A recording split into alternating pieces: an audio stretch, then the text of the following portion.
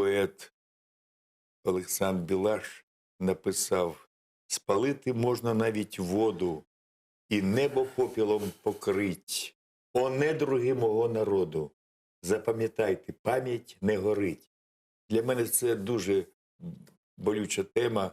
Крим, доля кримських татар. Це край сонячний.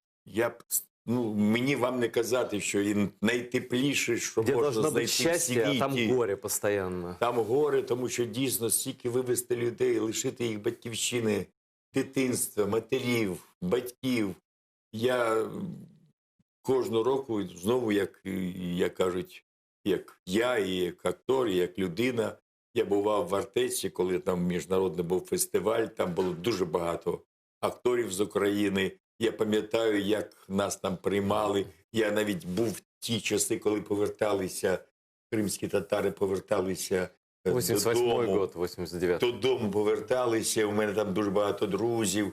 Я не міг уявити, що я, будучи в Криму, не зайду в Ялті, не зайду в Чебуречну, що я там не сяду з друзями, з колегами, з місцевими жителями міста того чи іншого.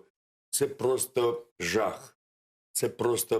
Це треба так не любити рідну матір, батька, своїх батьків, щоб зайти на чуже подвір'я, нагадити і піти, або лишитися. Це все рівно, що забрати щось таке дороге, що є у людини на все життя.